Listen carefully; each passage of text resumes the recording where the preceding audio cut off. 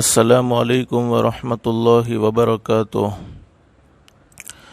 الحمد للہ وکفی وسلام علی عبادہ الذین اصطفی، اما بعد، اعوذ باللہ من الشیطان الرجیم، بسم اللہ الرحمن الرحیم۔ یا ایہا الذین آمنوا اتقوا اللہ ولتنظر نفس ما قدمت لغد واتقوا اللہ ان اللہ خبیر بما تعملون۔ صدق اللہ العظیم۔ رب اشرح لی صدری ویسر لی امری واحلل عقدۃ من لسانی یفقہوا قولی۔ سبحانک لا علم لنا الا ما علمتنا انک انت العلیم الحکیم۔ درود شریف پڑھ لیں۔ اللہم صلی علی محمد وعلی آل محمد کما صلیت علی ابراہیم وعلی آل ابراہیم انک حمید مجید۔ اللہم بارک علی محمد وعلی آل محمد کما بارکت علی ابراہیم وعلی آل ابراہیم انک حمید مجید۔ گھروں میں ریسیور کے ذریعے سے سننے والے میرے محترم دوستوں، بھائیوں اور بزرگوں اور میری محترمہ مائیں اور بہنیں، آج رمضان المبارک کا 28واں روزہ اور رمضان المبارک کا آخری جمعہ، جس کو کہتے ہیں جمعۃ الوداع، اور معلوم نہیں ہم میں سے کن کن کی زندگی کا آخری جمعہ۔ یقین کرے کہ گزشتہ سال کتنے لوگ ایسے تھے جو رمضان المبارک کے مہینے میں زمین پر چلتے تھے، پھرتے تھے، لیکن آج وہ قبروں کے حوالے ہو چکے ہیں۔ میرے بھائیوں اور میری محترمہ مائیں اور بہنیں، رمضان المبارک کے مہینے نے ہمیں یہ پیغام دیا ہے کہ جس طریقے سے رمضان کا مہینہ ختم ہوا ہے، رمضان کا مہینہ رخصت ہوا ہے، اسی طریقے سے ایک نہ ایک دن ہماری زندگی بھی ختم ہو جائے گی۔ اور اللہ پاک نے ہمیں روزے رکھوائے رمضان کے مہینے میں۔ اللہ سے دل سے دعا کر لو اللہ ہمارے روزوں کو قبول فرمائے، لیکن روزے رکھوانے کا مقصد بھی اللہ نے ہمیں سمجھایا تھا۔ میرے بندے، میرے بندیوں، میں نے تمہیں بے مقصد روزہ نہیں رکھوایا، بلکہ ایک مقصد تھا۔ ہم بھوکے رہے، ہم پیاسے رہے تو اللہ کے خزانے میں کوئی بڑھوتری نہیں ہوئی ہے۔ اللہ کا خزانہ تو گھٹنے اور بڑھنے سے پاک ہے۔ لیکن اللہ قرآن کریم میں فرماتے، یا ایھا الذین آمنوا کتب علیکم الصیام کما کتب علی الذین من قبلکم لعلکم تتقون۔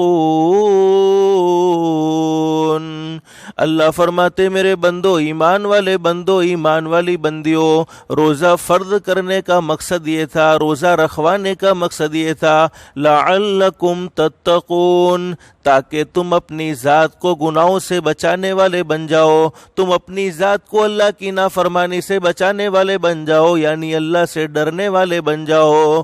اور میرے بھائیوں، میری محترمہ مائیں اور بہنیں، یہ بات تو ہم سب جانتے ہی ہیں کہ اللہ سے ڈرنا چاہیے، اللہ کا خوف زندگی میں رکھنا چاہیے، لیکن آج مجھے مختصر سے وقت میں ایک بات یہ بتلانی ہے۔ بہت سی مرتبہ ہوتا ایسا ہے کہ ہم کسی کو اپنا دشمن سمجھتے ہیں۔ حقیقت یہ ہوتی ہے کہ وہ ہمارا دشمن نہیں ہوتا، بلکہ دوست ہوتا ہے۔ اور کبھی کبھی ایسا بھی ہوتا ہے کسی کو ہم اپنا دوست سمجھتے ہیں، لیکن حقیقت یہ ہوتی ہے کہ وہ دوست کے روپ میں ہمارا حقیقی دشمن ہوتا ہے۔ تو ہم اپنے دشمن اور اپنے دوست کی پہچان نہیں کر سکتے ہیں، بلکہ دشمن کی پہچان تو بعض دفعہ ہو جاتی ہے کہ چونکہ وہ تو خلم کھلا دوست کی پہچان تو ہو جاتی ہے، لیکن دشمن کی پہچان نہیں ہوتی۔ دوست کی پہچان تو بعض دفعہ ہو جاتی ہے، لیکن دشمن کی پہچان نہیں ہوتی، اس لیے کہ دشمن کبھی کبھی دوست کے روپ میں بھی ہوتا ہے۔ لیکن یہ کبھی کبھی ہماری سوچیں غلط ہو سکتی ہیں کہ ہم نے کسی کو اپنا دوست سمجھا لیکن ہوا وہ ہمارا دشمن، کسی کو ہم نے اپنا دشمن سمجھا لیکن تھا وہ ہمارا دوست۔ لیکن اللہ قرآن کریم میں ہمیں اپنے دشمن سے واقف کر رہے ہیں کہ ہمارا حقیقی دشمن کون ہے. تو اللہ قرآن کریم میں فرماتے ان الشیطان للانسان عدو مبین. اللہ فرماتے میرے بندو میری بندیوں سن لو، دنیا کی زندگی میں تم کسی کے بارے میں دوست اور دشمن کا فیصلہ کرتے ہو سکتا ہے تمہارا فیصلہ غلط ہو، لیکن اللہ فرماتے یہ میرا فیصلہ ہے. قرآن کریم میں یہ پیغام تمہیں دیا گیا ہے کہ تمہارا سب سے زیادہ اگر کٹر کوئی دشمن ہے تو وہ شیطان ہے. اور قرآن کریم کے ایک مقام پر اللہ کیا فرماتے ہیں؟ شیطان تمہارا دشمن ہے، تم بھی اس کو اپنا دشمن بناؤ، اپنا دشمن اس کو بھی سمجھو، اس سے دوستی نہ کرو. لیکن مجھے کہنا یہ ہے کہ شیطان کی ہمیشہ کوشش یہ رہتی ہے کہ شیطان انسان کو نیک اعمال کرنے نہیں دیتا، ہر وقت انسان کو گناہوں کی طرف لے جاتا ہے. لیکن آدمی اپنے رب کو راضی کرنے کے لیے اپنے دل پر اپنے نفس پر کنٹرول کر کے اللہ کو راضی کر لیتا ہے، نیک اعمال کر لیتا ہے. تو نتیجہ کیا ہوتا ہے؟ شیطان کو بڑی تکلیف ہوتی ہے، شیطان کو بڑا دکھ ہوتا ہے. اب شیطان کیا کرتا ہے؟ اس کی پہلی کوشش تو یہ تھی کہ وہ نیک اعمال کرنے نہیں دیتا ہے، لیکن وہ اپنی اس کوشش میں ناکام رہا. تو شیطان کی دوسری کوشش یہ ہوتی ہے کہ ان نیک اعمال کو تباہ و برباد کر دیا جائے. اس لیے رمضان کے مہینے میں تو شیطان قید ہے، لیکن جیسا رمضان کا مہینہ مکمل ہو جائے گا، جیسا عید کا چاند نظر آ جائے گا، شیطان آزاد ہو جائے گا.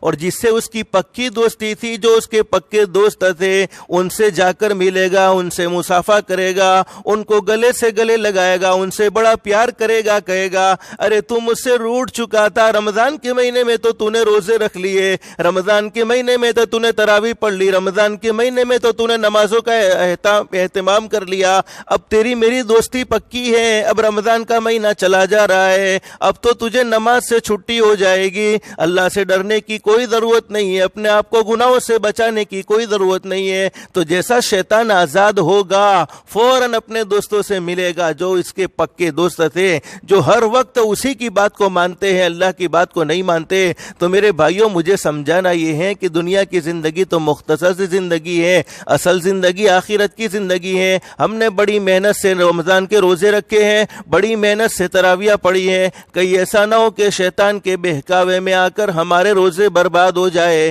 ہماری تراویح برباد ہو جائے. اس لیے کہ شیطان نے کچھ اپنا اثر نفس پر بھی چھوڑا ہوا ہوتا ہے. بہت سے لوگ ایسے ہوتے پوری پلاننگ کر رکھی ہوتی ہے، عید نہ دی سے تو فلانوں کام کر سو، عید نہ دی سے فلانی جگہ فروا مٹے جسو، عید نہ دی سے فلانوں کام کر سو، یعنی اس نے پورا ایک پلان پہلے سے بنایا ہوا ہے. اور شیطان نے چونکہ جو کچھ اثرات نفس پر باقی رکھے تھے تو وہ سارے پلاننگ کے تحت اپنے روزوں کو برباد کرنے کی، اپنی تراویحوں کو برباد کرنے کی، اپنے عبادات کو برباد کرنے کی پہلے سے ایک پلاننگ بن چکی ہوتی ہے. لیکن اللہ قرآن کریم میں ہمیں سمجھا رہے ہیں یا ایھا الذین آمنوا اتقوا اللہ، ایمان والو رمضان کا مہینہ اس لیے نصیب فرمایا تھا کہ تمہاری زندگی میں اللہ کا ڈر آ جاوے، تم پورے سال اللہ سے ڈرنے والے بن جاؤ. اتقوا اللہ، اللہ سے ڈرتے رہو. اور آگے اللہ قرآن کریم میں فرماتے وَلْتَنظُرْ نَفْسٌ مَا قَدَّمَتْ لِغَدٍ، دنیا میں بسنے والے انسان کو سوچنا چاہیے، دنیا کی زندگی میں سفر کرتے ہو تو سفر کا سامان ساتھ میں رکھتے ہو کہ سفر میں کوئی پریشانی نہ ہو جاوے، سفر میں دکھ نہ اٹھانا پڑے، سفر میں تکلیف نہ اٹھانی پڑے. اللہ فرماتے یہ دنیا کی زندگی تو عارضی زندگی ہے، یہ دنیا کی زندگی تو فانی زندگی ہے، تمہیں بھی آخرت کا سفر کرنا ہے. تو اللہ فرماتے دنیا میں بسنے والے ہر انسان کو سوچنا چاہیے کہ اس نے آخرت کے سفر کے لیے کیا سامان تیار کر رکھا ہے. اور آگے اللہ ہمیں آخرت کے سفر کا سامان سمجھا رہے ہیں. آخرت کے سفر کا سامان کیا ہے؟ فرماتے واتقوا اللہ، آخرت کے سفر کا سامان تو یہ ہے تم اپنی ذات کو گناہوں سے بچاؤ، اللہ کی نافرمانی سے بچاؤ، یعنی اللہ سے ڈرنے والے بن جاؤ. لیکن آج ہماری زندگیوں سے خوف ختم ہو گیا، ڈر ختم ہو گیا، زندگی حالات پر گزر رہی ہے، زندگیوں نے حالات سے مقابلہ کیا، حالات پر حالات آئے ہیں، مسجد کے دروازے بند کر دیے گئے ہیں، عید کی نماز مسجد میں پڑھنے کی پرمیشن نہیں ملی ہے، عید کی نماز عیدگاہ کے اندر پڑھنے کی پرمیشن نہیں ملی ہے، اس لیے حالات پر حالات آئے۔ اور میں نے آپ کو پہلے بھی بتایا، جب زمین پر عمل بگڑ جاتے ہیں تو آسمان پر بھی فیصلے بدل جاتے ہیں۔ زمین پر جیسے اعمال ہوتے ہیں آسمان سے ویسے ہی فیصلے نازل ہوتے ہیں۔ اس کے باوجود ہمیں آخرت کا کوئی انتظار نہیں ہے۔ اتنی پریشانیوں کا ہم نے سامنا کرا کہ پورا رمضان کا مہینہ مسجد کو دیکھنے سے محروم رہے، مسجد کی عبادت سے محروم رہے، پورا رمضان کا مہینہ تراویح پڑھنے سے، مسجد کے اندر تراویح پڑھنے سے محروم رہے۔ اور قرآن کریم میں فرمایا وَأَنَّ الْمَسَاجِدَ لِلَّهِ فَلَا تَدْعُوا مَعَ اللَّهِ أَحَدًا۔ علماء فرماتے مسجد ایک ایسی مقدس اور ایک ایسی پاکیزہ جگہ ہے۔ حدیث میں فرمایا نبی کریم صلی اللہ علیہ وسلم نے، میرا امتی مسجد میں آ جائے ادب کی رعایت کرتے ہوئے اور کچھ بھی نہ کرے، صرف خاموش بیٹھا ہے، خاموش بیٹھنے پر بھی اللہ پاک اس کے لیے مغفرت کے پروانے، اللہ پاک اس کے لیے مغفرت کے پروانے دیتے ہیں، اور فرشتے اس کے لیے مغفرت کی دعا کرتے رہتے ہیں، اور اللہ پاک اس کے گناہوں کو معاف کرتے رہتے ہیں۔ لیکن مجھے سمجھانا یہ ہے کہ ہم آخرت سے غافل ہو گئے ہیں۔ یہ رمضان کا آخری جمعہ، معلوم نہیں ہم میں سے کن کن کی زندگی کا آخری جمعہ، معلوم نہیں ہمیں آئندہ رمضان دیکھنے کو ملے گا بھی یا نہ ملے گا، لیکن ہم نے آخرت سے غفلت برتی ہے۔ اس لیے نہ ہمیں نمازوں کے اہتمام کی کوئی ضرورت ہم نے سمجھا ہے، نہ اللہ سے ڈرنے کی ہم نے ضرورت کو سمجھا ہے، نہ اپنے آپ کو گناہوں سے بچانے کو ہم نے سمجھا ہے۔ میرے بھائیوں میں ایک بات آپ کو بتلاؤ، اللہ ہم سب کو عمل کی توفیق نصیب فرمائے۔ ہمارے اکابر علماء میں ایک اللہ کے ولی حضرت مولانا خلیل الرحمن سجاد صاحب نعمانی دامت برکاتہم، اللہ پاک ان کے علم و عمل، عمر، تقوی، پرہیزگاری میں خوب خوب برکت نصیب فرمائے۔ انہوں نے ایک بڑی عجیب بات بیان فرمائی تھی، اللہ ہم سب کو عمل کی توفیق نصیب فرمائے۔ حضرت فرماتے تھے بغداد میں ایک شخص تھا جس کا روٹیوں کا کاروبار تھا، تجارت اس کی روٹیوں کی تھی، وہ روٹیوں کا کاروبار تھا، روٹیاں بیچتا تھا، لیکن مزاج یہ تھا کہ تازہ روٹی 1 روپے میں بیچتا تھا اور باسی روٹی 2 روپے میں بیچتا تھا۔ اب ہونا کیا چاہیے؟ آپ کے ذہن میں تو یہی بات ہوگی اور میرے ذہن میں بھی یہی بات ہے کہ تازہ روٹی ہونے کی وجہ سے اس کی قیمت 2 روپے ہونی چاہیے، باسی روٹی ہونے کی وجہ سے اس کی قیمت 1 روپیہ ہونی چاہیے، لیکن اس کا مزاج تو یہ تھا تازہ روٹی 1 روپے میں بیچتا تھا اور باسی روٹی 2 روپے میں بیچتا تھا۔ اب کسی نے پوچھا اللہ کے بندے ایسا کیوں کرتا ہے؟ ہونا تو یہ چاہیے تازہ روٹی ہونے کی وجہ سے اس کی قیمت 2 روپے ہونی چاہیے اور باسی روٹی ہونے کی وجہ سے اس کی قیمت 1 روپیہ ہونی چاہیے۔ تو اس اللہ کے بندے نے کیا خوبصورت جواب دیا، کہنے لگا میں بھی جانتا ہوں کہ تازہ روٹی ہونے کی وجہ سے اس کی قیمت 2 روپے ہونی چاہیے اور باسی ہونے کی وجہ سے اس کی قیمت 1 روپیہ ہونی چاہیے، لیکن میں جو تازہ روٹی 1 روپے میں بیچتا ہوں اس کی وجہ یہ ہے کہ وہ روٹی میرے محبوب حضرت محمد رسول اللہ صلی اللہ علیہ وسلم کے زمانے سے 1 دن زیادہ دور ہو چکی ہے، اس وجہ سے میں اس کو 1 روپے میں بیچتا ہوں، اور وہ باسی روٹی جس کو میں 2 روپے میں بیچتا ہوں وہ میرے محبوب حضرت محمد رسول اللہ صلی اللہ علیہ وسلم کے زمانے سے 1 دن زیادہ قریب ہے، اس وجہ سے میں اس کو 2 روپے میں بیچتا ہوں۔ تو میرے بھائیوں اور میری محترم مائیں اور بہنیں اندازہ لگائیے جس کے دل میں حضرت نبی کریم صلی اللہ علیہ وسلم کے زمانے کی اس قدر اہمیت ہوگی، زمانے کا یہ مقام ہوگا، تو اس کے دل میں حضرت نبی کریم صلی اللہ علیہ وسلم کی سنتوں کی کیا اہمیت ہوگی، حضرت نبی کریم صلی اللہ علیہ وسلم کے طریقوں کی کیا اہمیت ہوگی، آخرت کا کتنا استحضار ہوگا۔ لیکن آج تو سنتوں کی بات تو دور کی، ہم تو فرائض کو ادا کرنے کے قابل نہیں رہے ہیں، ہم نے تو فرائض کو بھی اہمیت نہیں دی ہے۔ ایک بات آپ کو بتلاؤں، مدینۃ المنورہ کا واقعہ ہے۔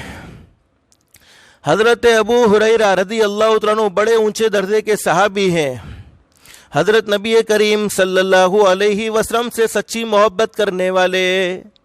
ایک مرتبہ حضرت ابو ہریرہ رضی اللہ تعالیٰ عنہ تشریف فرمائے، ایک عورت آئی حضرت ابو ہریرہ رضی اللہ تعالیٰ عنہ کے پاس روتے ہوئے، اور فرمایا ابو ہریرہ میں آپ سے ایک سوال کرنے کے لیے آئی ہوں، آپ مجھے جواب دے دیجئے۔ حضرت ابو ہریرہ رضی اللہ تعالیٰ عنہ نے عورت سے پوچھا بتلائیے تو صحیح میری بہن اللہ کی بندی کیوں رو رہی ہے اور کیا سوال کرنا چاہتی ہے؟ اس عورت نے کہا کہ ابو ہریرہ مجھ سے بہت بڑا گناہ ہو گیا، مجھ سے بہت بڑی اللہ کی نافرمانی ہو گئی۔ میرے بھائیوں اور میری محترمہ مائیں اور بہنیں، صحابہ کرام کی غلطیاں اور صحابیات کی غلطیاں ہمارے لیے رحمت تھی تاکہ شریعت نازل ہو جاوے، لیکن صحابہ کرام اور صحابیات گناہوں سے محفوظ تھے، معصوم نہیں تھے۔ معصوم تو انبیاء کرام کی جماعت ہیں۔ صحابہ کرام سے کبھی کبھی غلطیاں ہوئی لیکن وہ غلطیاں ہمارے لیے رحمت رہی ہیں۔ تو صحابہ کرام کی غلطیوں کو سن کر، صحابیات کی غلطیوں کو سن کر کبھی بھی ہمارے دل میں یہ تصور نہیں ہونا چاہیے، ان کی بے ادبی کا ذرا بھی خیال نہیں آنا چاہیے، اور اگر ان کی بے ادبی کا خیال آ گیا تو سمجھ لینا چاہیے ایمان ختم ہو گیا، اس لیے کہ دین کے اصل وارث صحابہ کرام تھے۔ حضرت نبی کریم صلی اللہ علیہ وسلم کی زندگی کو ہم تک پہنچانے والے صحابہ کرام واسطہ بواسطہ پہنچی ہیں، لیکن حقیقت میں حضرت نبی کریم صلی اللہ علیہ وسلم کی زندگی کو جس نے محفوظ کیا وہ صحابہ کرام کی ذات گرامی ہے۔ اب حضرت ابو ہریرہ رضی اللہ تعالیٰ عنہ سے اس عورت نے کہا کہ حضرت مجھ سے بہت بڑا گناہ ہو گیا ہے، مجھ سے بہت بڑی غلطی ہو گئی ہے، کیا مجھے معافی مل سکتی ہے یا نہیں مل سکتی؟ حضرت ابو ہریرہ رضی اللہ تعالیٰ عنہ نے فرمایا بتلائیے تو صحیح میری بہن تو نے کیا گناہ کیا؟ تو اس عورت نے شرمندہ ہو کر فرمایا ابو ہریرہ مجھ سے بدکاری کا گناہ ہو گیا، یعنی میں نے زنا کروایا، میں نے بدکاری کروائی، اور زنا کروانے کے بعد آگے سننا کتنا بڑا گناہ ہے زنا کروانا۔ شرک کے بعد اس روئے زمین پر اگر سب سے بڑا کوئی گناہ ہے تو زنا کاری ہے، بدکاری ہے۔ کہتی ہے وہ عورت کہ میں نے زنا کروایا، میں نے بدکاری کروائی، اور زنا کروانے کے بعد بچہ میرے پیٹ میں رہ گیا، 9 مہینے تک میں نے اپنے پیٹ میں بچے کو رکھا، پھر بچے کو جنا، اور بچے کو جننے کے بعد مجھے یہ ڈر ہوا کہ سماج میں میری بدنامی ہو جائے گی، سوسائٹی میں میرا مقام گر جائے گا، سماج مجھے بدنام کر دے گا، سوسائٹی مجھے بدنام کر دے گی، اس لیے میں نے بچے کے 2 ٹکڑے کر دیے، اور بچے کے 2 ٹکڑے کر کر ایک گندی جگہ پر پھینک دیا، کچرے میں کوڑے میں ڈال دیا۔ حضرت ابو ہریرہ رضی اللہ تعالیٰ عنہ سے وہ عورت پوچھ رہی ہے کہ حضرت کیا مجھے معافی مل سکتی ہے؟ حضرت ابو ہریرہ رضی اللہ تعالیٰ عنہ جلال میں آ گئے، غصے میں آ گئے، اور فرمایا چلی جا یہاں سے، تیری کوئی معافی نہیں ہے، اس لیے کہ تو زنا کرواتی ہے، زنا کروانے کے بعد اپنے پیٹ میں بچے کو رکھتی ہے، پیٹ میں بچے کو رکھنے کے بعد اس بچے کے 2 ٹکڑے کر دیتی ہے، 2 ٹکڑے کر کر کسی گندی جگہ پر پھینک دیتی ہے، تیری کوئی معافی نہیں ہے۔ لیکن حضرت نبی کریم صلی اللہ علیہ وسلم کی طرف وحی آتی تھی، حضرت نبی کریم صلی اللہ علیہ وسلم کو جبریل امین کے ذریعے پتہ چل گیا کہ حضرت ابو ہریرہ رضی اللہ تعالیٰ عنہ نے عورت کو یہ جواب دیا ہے۔ حضرت نبی کریم صلی اللہ علیہ وسلم نے حضرت بلال رضی اللہ تعالیٰ عنہ سے فرمایا بلال جاؤ ابو ہریرہ کو بلا کر لے کر آؤ، ابو ہریرہ کو بلاؤ۔ حضرت بلال رضی اللہ تعالیٰ عنہ حضرت ابو ہریرہ رضی اللہ تعالیٰ عنہ کی خدمت میں آئے، اور حضرت ابو ہریرہ رضی اللہ تعالیٰ عنہ ہمارے نبی کے دربار میں جب حاضر ہوئے، حضرت بلال رضی اللہ تعالیٰ عنہ نے فرمایا کہ ابو ہریرہ تم کو میرے محبوب بلا رہے ہیں۔ حضرت ابو ہریرہ رضی اللہ تعالیٰ عنہ نبی کریم صلی اللہ علیہ وسلم کے دربار میں حاضر ہوئے، ہمارے نبی حضرت ابو ہریرہ رضی اللہ تعالیٰ عنہ پر جلال میں آ گئے، غصے میں آ گئے، اور فرمایا ابو ہریرہ تم نے غلط مسئلہ کیوں بتلایا؟ آج بھی بہت سے مولوی ہیں جن کے پاس علم تو کچھ ہوتا نہیں ہے، بہت سے مفتی ہم نے ایسے بھی دیکھے ہیں جن کے اوپر نام مفتی کا لگا ہوا ہے، نام مولوی کا لگا ہوا ہے، لیکن مسائل کا کوئی علم ہوتا نہیں ہے، بغیر تحقیق کے مسائل بتاتے رہتے ہیں۔ حالانکہ مسائل کو بتانے میں، فتوے کو بتانے میں احتیاط کرنا چاہیے، اس لیے کہ اگر ہم نے کوئی اچھی بات بتلائی ہے اور اس بات پر اس نے عمل کرنا شروع کر دیا تو یہ ثواب ہمیں ملتا رہے گا، لیکن ہم نے کوئی بری بات بتلائی ہے، کوئی غلط مسئلہ بیان کر دیا ہے بغیر تحقیق کے، اب اس نے اس مسئلے پر عمل کرنا شروع کر دیا تو وہ سارا وبال بھی بتلانے والے کو رہے گا۔ لیکن ابو ہریرہ تو کوئی دنیا والے مفتی نہیں تھے، بڑی شان والے مفتی تھے، آج کی دنیا والے مفتی نہیں تھے، آج کے زمانے کے مفتی نہیں تھے، بلکہ بڑی شان والے مفتی تھے۔ آج کے زمانے میں تو مفتی آسانی سے بن جاتے ہیں، صرف 4 مہینے لگاؤ مفتی بن جاتے ہیں، صرف چلہ لگاؤ مفتی بن جاتے ہیں، صرف کچھ تھوڑا سا چہرہ بنا لیا، تھوڑا سا اچھا لباس بنا لیا، الحمدللہ بہت بڑے مفتی شمار ہوتے ہیں. لیکن حضرت ابو ہریرہ ایسے مفتی تو تھے نہیں جنہوں نے نبی کریم صلی اللہ علیہ وسلم سے علم حاصل کیا ہے اور نبی کریم صلی اللہ علیہ وسلم کی صحبت میں رہے ہیں. تو حضرت ابو ہریرہ رضی اللہ تعالیٰ عنہ سے ہمارے نبی نے فرمایا، ابو ہریرہ تم نے غلط مسئلہ کیوں بتلایا، تم نے غلط مسئلہ کیوں بتلایا؟ حضرت ابو ہریرہ رضی اللہ تعالیٰ عنہ نے فرمایا، اللہ کے نبی اس عورت نے زنا کروایا، زنا کروانے کے بعد اپنے پیٹ میں بچے کو رکھا، بچے کو رکھنے کے بعد بچے کو جنا، بچے کو جننے کے بعد اس کے 2 ٹکڑے کر دیے، 2 ٹکڑے کرنے کے بعد اس کو گندی جگہ میں پھینک دیا. اتنا بڑا گناہ اس عورت نے کیا. کیا اس عورت کو معافی مل سکتی ہے؟ معافی تو مل سکتی ہے، کیوں نہیں ملے گی؟ اللہ پاک بڑے بڑے گناہوں کو معاف فرمانے والے ہیں، بڑی بڑی نافرمانیوں کو معاف فرمانے والے ہیں. لیکن حضرت ابو ہریرہ رضی اللہ تعالیٰ عنہ سے ہمارے نبی نے فرمایا، ابو ہریرہ اس عورت کے گناہ سے بھی بڑا کوئی گناہ بتلاؤں؟ ایک عورت جس نے زنا کروایا، ایک عورت جس نے زنا کروایا، زنا کروانے کے بعد اپنے پیٹ میں بچے کو رکھا، پیٹ میں بچے کو رکھنے کے بعد 9 مہینے کے بعد بچے کو جنا، جننے کے بعد سماج میں بدنامی نہ ہو جاوے، سماج میں ناک نہ کٹ جاوے، اس وجہ سے بچے کے 2 ٹکڑے کر کر ایک گندی جگہ پر پھینک دیا. ہمارے نبی نے فرمایا، ابو ہریرہ اس عورت سے بڑا بھی کوئی گناہ بتاؤں؟ یعنی اس عورت کے گناہ سے بڑا بھی کوئی گناہ بتاؤں؟ اب سرکار مدینہ حضرت محمد رسول اللہ صلی اللہ علیہ وسلم نے فرمایا، ابو ہریرہ سن لو، اس عورت کے گناہ سے بھی بڑا گناہ یہ کہ ایک مسلمان بندہ یا ایک مسلمان بندی جس کو نماز کا وقت ملے لیکن وہ جان بوجھ کر نماز کو چھوڑ دے. جس کو نماز کا وقت ملا ہے، نماز کا وقت اس نے اذان کی آواز سنی ہے، اس کے پاس نماز پڑھنے کا وقت ہے، اس کے باوجود وہ جان بوجھ کر نماز چھوڑ دے، کوئی عذر نہیں تھا، کوئی پریشانی نہیں تھی اور جان بوجھ کر نماز کو چھوڑ دے، یہ اس عورت کے گناہ سے بھی بڑا گناہ ہے. اب آپ اندازہ لگائیے کہ رمضان کے بعد ہماری نمازوں کا کیا حال ہوتا ہے. ہم نے کبھی نماز کی کوئی پرواہی نہیں کی. اور ایک حدیث میں فرمایا نبی کریم صلی اللہ علیہ وسلم نے، جس کی عصر کی نماز، حدیث پاک میں لکھا ہے، جس کی عصر کی نماز چھوڑی نہیں، چھوٹ گئی، فرماتے فقد حبط عملو، اس کی زندگی کے سارے اعمال بیکار ہو جاتے ہیں، سارے اعمال تباہ ہو جاتے ہیں. تو میرے بھائیو، آخرت کی تیاری تو یہ ہے کہ ہم نمازوں کا اہتمام کرنے والے بنے. رمضان کے ساتھ نمازوں کو خاص نہ کرے، بلکہ نماز ایک اہم عبادت ہے، نماز ایک اللہ کو خوش کرنے والی عبادت ہے، جس سے دنیا کی پریشانیاں بھی حل ہوتی ہیں اور آخرت کی منزلیں بھی آسان ہوتی ہے. لیکن گناہ کیا، اللہ معاف فرمانے والے ہیں. رمضان کا مہینہ غفلت میں گزر گیا، اللہ معاف فرمانے والے ہیں. اللہ تو انتظار ہی کرتے رہتے ہیں، میرے نافرمان بندے مجھ سے توبہ کر لے، مجھ سے معافی مانگ لے تو میں انہیں معاف فرما دوں، میں انہیں معاف فرما دوں. لیکن میرے بھائیوں، اس بات پر مجھے ایک عجیب و غریب بات یاد آئی. اللہ ہم سب کو عمل کی توفیق نصیب فرمائے. بنی اسرائیل میں یعنی حضرت موسیٰ علیہ السلام کے زمانے میں ایک عورت تھی. اس عورت نے اپنا کاروبار بنایا تھا زنا کروانے کا. یعنی وہ عورت بڑی خوبصورت تھی، بڑی حسین تھی، بڑی جمیل تھی، لیکن اس کا ایک کاروبار تھا، اس کا ایک دھندا تھا کہ وہ اپنے جسم کو بیچتی تھی اور اپنے جسم کو بیچ کر پیسے کماتی تھی. اور اس عورت کے پاس جانے کی بڑی قیمت ہوتی تھی، بڑی قیمت ادا کرنی ہوتی تھی. ایک نوجوان ہے جس کو اللہ نے بڑا تقوی اور بڑا پرہیزگاری میں مقام نصیب فرمایا تھا، راتوں کو جاگنے والا، دن بھر روزہ رکھنے والا.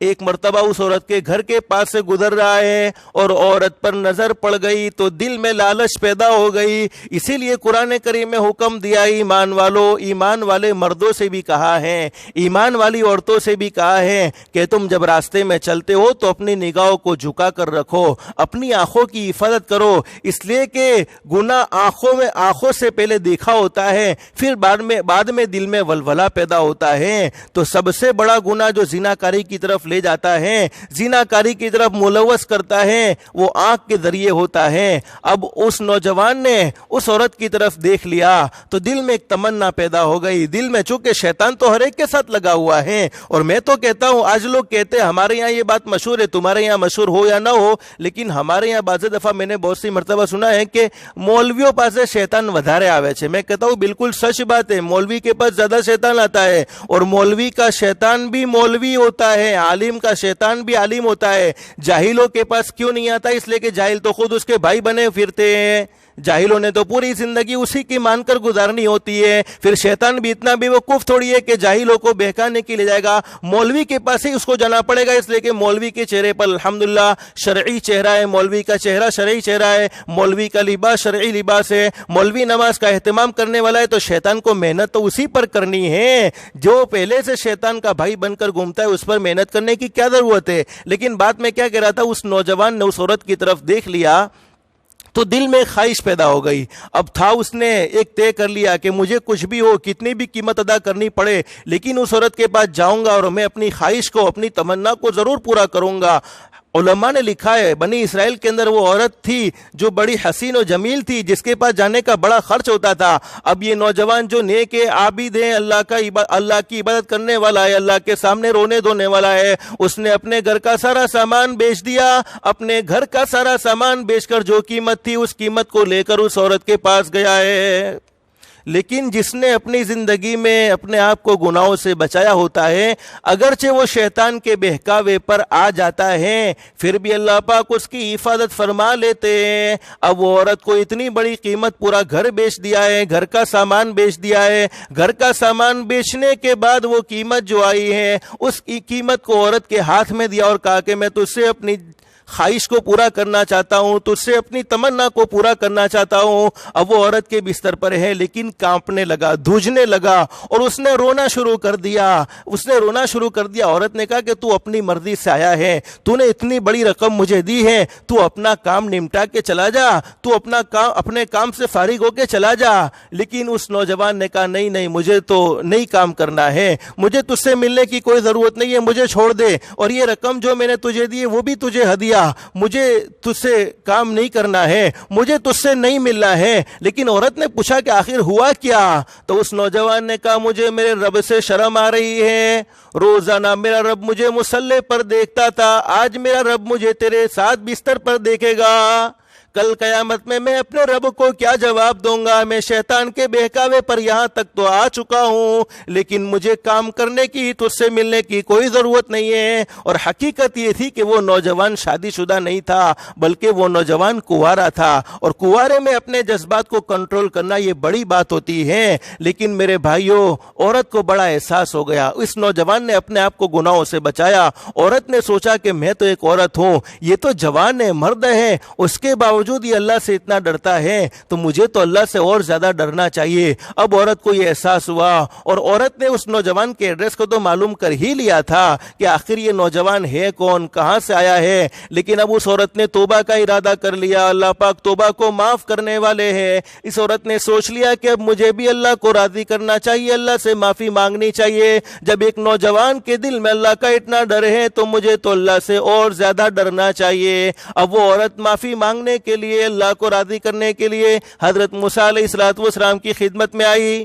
اور حضرت موسیٰ علیہ السلام کے بارے میں لکھا ہے کہ وہ اپنی قوم سے خطاب فرما رہے تھے, اپنی قوم سے تقریر کر رہے تھے, اپنی قوم کے درمیان بیان کر رہے تھے. حضرت موسیٰ علیہ السلام کے مجمع میں سے ایک آدمی نے کہہ دیا کہ حضرت فلانی بدکار عورت آپ سے ملنے آئی ہے. اب حضرت موسیٰ علیہ السلام پر الزام نہ لگے. حضرت موسیٰ علیہ السلام کو تو معلوم نہیں تھا کہ وہ عورت توبہ کرنے کے لیے آئی ہے, وہ عورت معافی مانگنے کے لیے آئی ہے. حضرت موسیٰ علیہ السلام نے کہہ دیا جاؤ اس سے کہہ دو میں اس سے ملنا چاہتا نہیں ہوں. اس لیے کہ حضرت موسیٰ علیہ السلام بعض دفعہ ہوتا ایسا ہے کہ کوئی بدکاری میں مشہور ہے, کوئی زنا کاری میں مشہور ہے, کوئی بھی ایسا ہے, کوئی ایسے گناہ میں مشہور ہے, اور وہ ظاہر بات ہے ہم سے ملاقات کے لیے آئے یا ہم اس سے ملے تو ہماری بھی بدنامی ہو سکتی ہے. تو حضرت موسیٰ علیہ السلام نے اس عورت کو بھگا دیا. اب عورت بڑی پریشان ہو گئی, کہ آخر کرے تو کیا کرے. عورت نے اس جوان کا ایڈریس معلوم کر لیا تھا, تو اس جوان کے دروازے پر گئی, اور علماء نے لکھا ہے کہ جوان تو پورا دن اپنے گھر میں اپنے آپ کو قید رکھتا تھا، اللہ کی عبادت میں مصروف رہتا تھا، لیکن عورت اس کے دروازے پر بیٹھی ہوئی ہے۔ جب شام کو جوان نکلا اپنے گھر سے باہر اور اسی عورت کو اپنے دروازے پر بیٹھے ہوئے دیکھا تو ڈر کے مارے بے ہوش ہو گیا کہ جس مصیبت سے بچ کر میں آیا تھا وہ مصیبت تو میرے گھر پر آ چکی۔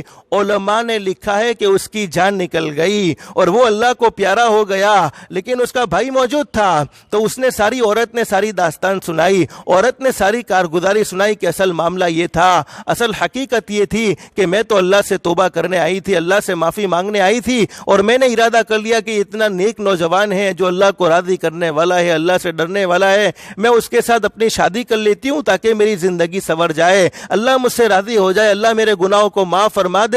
لیکن اس کا تو انتقال ہو گیا، اس کا بھائی موجود تھا، اس کے بھائی سے شادی ہو گئی۔ حدیث پاک میں لکھا ہے، علماء فرماتے ہیں اللہ پاک نے اس عورت کے پیٹ سے 7 اولیاء کرام کو پیدا فرمایا ہے، اور تنبیہ الغافلین میں یہ روایت لکھی ہے، اس میں یہ بات موجود ہے کہ اللہ پاک نے اس عورت کے پیٹ سے 7 انبیاء کرام کو پیدا فرمایا ہے۔ لیکن یہ بات سمجھ میں نہیں آتی ہے، بلکہ حضرت مولانا پیر ذوالفقار صاحب نقشبندی دامت برکاتہم کے ملفوظات میں 7 اولیاء کرام کے بارے میں لکھا ہے، تو میں اسی بات کو ایکسپٹ کرتا ہوں کہ اللہ پاک نے اس کے پیٹ سے 7 اولیاء کرام کو پیدا فرمایا۔ تو اس واقعے سے مجھے سنانا یہ تھا کہ اگر کوئی گناہ کرنے والا ہے، اگر کوئی نافرمانی کرنے والا ہے، اگر کوئی اللہ کو ناراض کرنے والا ہے تو اس سے نفرت کرنے کی ہرگز اجازت نہیں ہے، اس سے برا سلوک کرنے کی ہرگز اجازت نہیں ہے۔ اللہ اس کو کب کہاں سے کہاں تک پہنچا دے۔ جیسا اس عورت کی زندگی پر گناہ تو بدکاری کا رہا،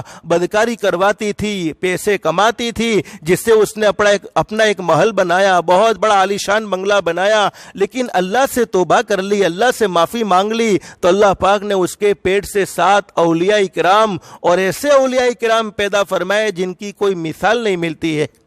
تو میرے بھائیو، اللہ سے توبہ کرنے کی ضرورت ہے۔ میری محترمہ مائیں اور بہنیں، دنیا کی زندگی جتنی غفلت میں گزر گئی، اللہ سے معافی مانگ لے، اللہ معاف کرنے والا ہے۔ اور سب سے بڑا پیغام تو یہی ہے، رمضان کا مہینہ رخصت ہو رہا ہے، میرے بھائیو، میری محترمہ مائیں اور بہنیں، نماز سے کبھی غفلت مت برتو، نماز کو مت چھوڑو۔ سب سے بڑی عبادت، سب سے بڑا اللہ کو راضی کرنے والا کام نماز ہی ہے۔ تو اللہ نے قرآن کریم میں سمجھایا، وَلْتَنظُرْ نَفْسٌ مَّا قَدَّمَتْ لِغَدٍ وَاتَّقُوا اللَّهَ۔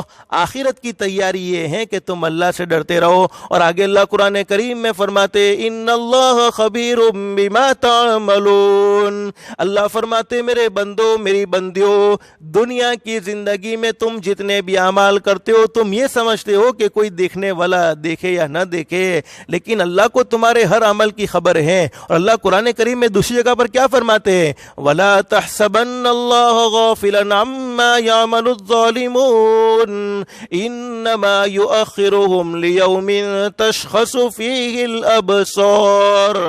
اللہ فرماتے، میرے بندو، میں تم سے غافل نہیں ہوں، میں تم سے غافل نہیں ہوں، تمہارا ہر عمل میرے سامنے کھلا ہوا ہے۔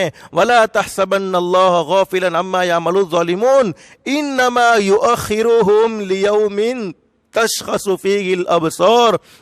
تمہیں اس دن کے لیے مہلت، اس دن تک کے لیے مہلت دی گئی ہے جس دن لوگوں کی آنکھیں پھٹی کی پھٹی رہ جائے گی، یعنی قیامت تک کے دن کے لیے مہلت دے دی گئی ہے۔ تو میرے بھائیوں، عقل مند تو وہ ہے جو مرنے سے پہلے پہلے موت کی تیاری کر لے۔ تو آج رمضان المبارک کا آخری جمعہ ہے، ہم اللہ سے سچے دل سے معافی مانگیں گے۔ اللہ جتنی زندگی غفلت میں گزر گئی، ہم سب کو معاف فرما دے۔ جو زندگی باقی ہے اس زندگی کو اللہ کے احکام کے مطابق اور نبی کریم صلی اللہ علیہ وسلم کے طریقے کے مطابق گزارنے کے اللہ پاک ہم سب کو توفیق و سعادت نصیب فرما دے۔ یہ اللہ سے ہم سچے دل سے معافی مانگیں گے۔ آج 28واں روزہ تو ہو چکا، اب مشکل سے 2 دن باقی ہے، 1 دن بھی ہو سکتا ہے، 2 دن باقی ہے مشکل سے۔ عید کی نماز کا طریقہ کیا ہے؟ عید کی نماز کیسے ادا کرنی ہے؟ کس طریقے سے پڑھیں گے؟ گھر میں کیسے ادا کریں گے؟ اگر محلے میں جمعہ پڑھتے تھے تو وہاں کیسے ادا کریں گے؟ وہ ساری تفصیل زندگی رہی تو انشاءاللہ اس کو آئندہ کل ذکر کریں گے۔ اللہ ہم سب کو دل سے دعا کر لو، اللہ کے احکام کے مطابق حضرت نبی کریم صلی اللہ علیہ وسلم کے طریقے کے مطابق زندگی گزارنے کی توفیق و سعادت نصیب فرمائے۔ اور سب سے بڑی بات میرے بھائیوں، میری محترمہ مائیں اور بہنیں، اللہ سے دل سے دعا کر لو، اللہ ہم سب کو گناہوں سے بچنے کی توفیق نصیب فرمائے۔ نیکی کا کرنا بہت آسان ہے، مشکل گناہوں سے بچنا ہے، اور سب سے بڑا عبادت گزار بندہ اللہ کے نزدیک وہی شمار ہوتا ہے جو اپنے آپ کو گناہوں سے بچاتا ہے، اللہ کی نافرمانی سے بچاتا ہے۔ اللہ ہم سب کو گناہوں سے محفوظ رہنے کی بھی توفیق و سعادت نصیب فرمائے۔ اب میرے پیاروں، روزانہ کی طرح ایک دعا آج بھی آپ کو بتلا دیتا ہوں۔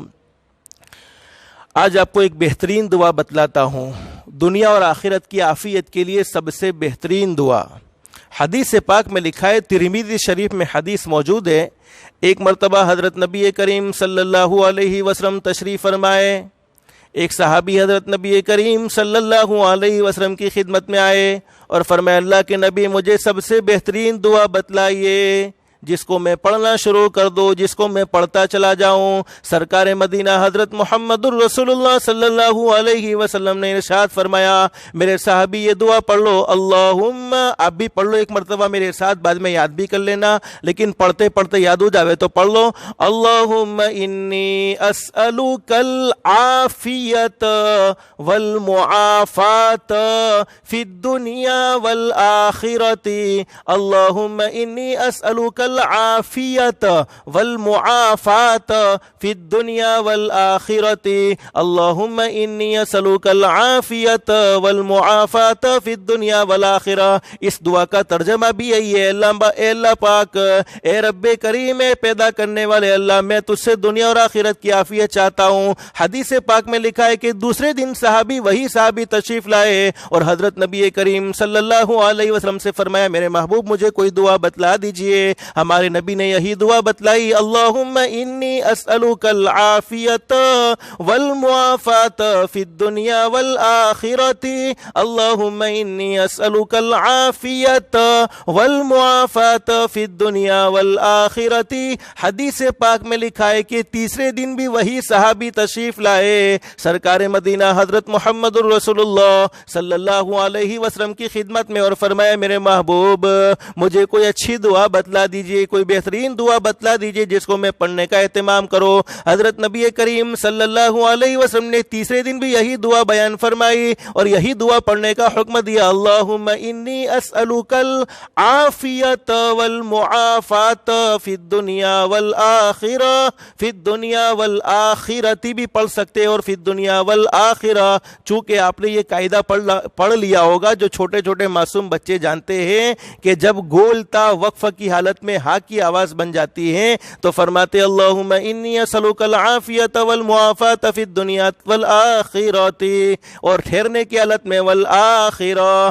تو میرے بھائیو، یہ دعا پڑھنے کی برکت سے حدیث پاک میں لکھا ہے کہ جب تیسرے دن بھی صحابی نے سوال کیا تو ہمارے نبی نے یہی دعا بتلائی اور ہمارے نبی نے فرمایا، میرے صحابی جس کو دنیا اور آخرت کی عافیت مل گئی، اس کو دنیا کی اندر تمام کی تمام نعمتیں مل گئی، تو اللہ پاک ہمیں عافیت نصیب فرمائے گا، اللہ پاک ہمیں سکون و اطمینان والی زندگی نصیب فرمائے گا اس دعا کو پڑھنے کی برکت سے۔ تو اس دعا کا خاص طور پر اہتمام کریں گے، اللہم انی اسألک العافیت والمعافات فی الدنیا والآخرۃ، یہ دعا پڑھتے رہیں گے انشاءاللہ۔ اللہ ہم سب کو اس دعا کو پڑھنے کا اہتمام کی توفیق نصیب فرمائے۔ اللہ پاک ہم سب کو کہنے سننے سے زیادہ اخلاص، استخلاص اور استقامت کے ساتھ عمل کی توفیق نصیب فرمائے، آمین یا رب العالمین۔ وآخر دعوانا ان الحمدللہ رب العالمین۔